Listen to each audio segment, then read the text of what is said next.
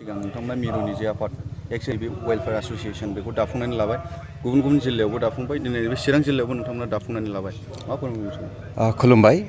नंगौ नोंथांमोना बुंनाय बाथ्राया जों थांनाय 15 अक्ट'खालि जों मिरुनि मोनसे एक्स.एन.डि.बि वेलफेयार एसोसिएशनखौ जों दानानै लाबाय बिनि उनाव जों गोख्रोङैनो खामानि मावदों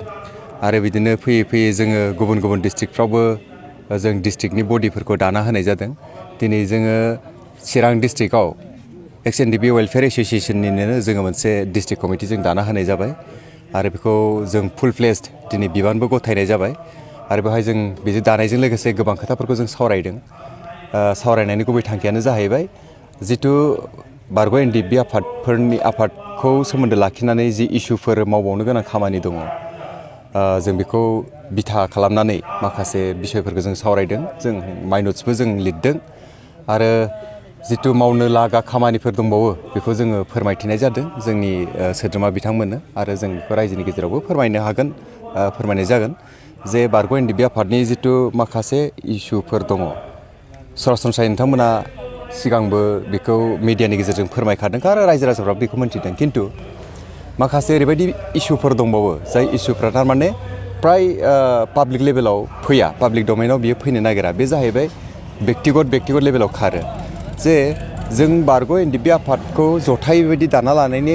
कारनानो बेबो मोनसे मैखोम कारन जे जोंनि बिग्रायारि आफादनि सोद्रोमाफ्रा खायसेया ओरैबायदि दङ जायफोरखौ थारमाने जों गावनो लोगो जानानै मालाबा जों दुखु मोननो गोनां जायो बिथांमोना गोबां गोग्लैसोनानै दङ खायसेया खबर लालायनाय गैयिनि जाहोनावबो बेमार आजारजोंबाबो गादब जानानै थाबाय खायसेया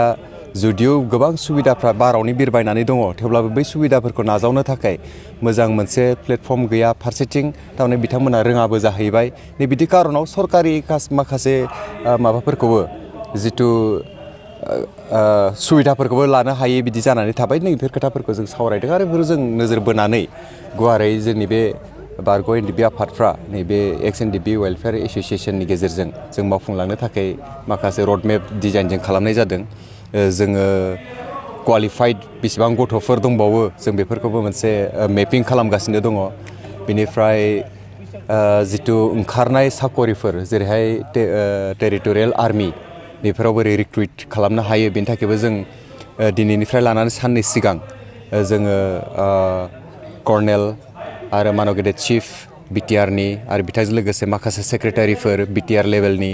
आरो स्टेट लेभेलनि जों बेबायदि सावरायनाय जादों माखासे बाहाय थांखि लानाय जादों बे थांखिफोरखौ जों दिनै बे मिटिंनि गेजेरजों फोरमायथिदों जोंनि बारग' आफादनि सोद्रोमाफोरनो आरो बे थांखि बायदियै जोङो जुदि आवगायनो हायोब्ला खम समनि बिथोराव जोङो गोबां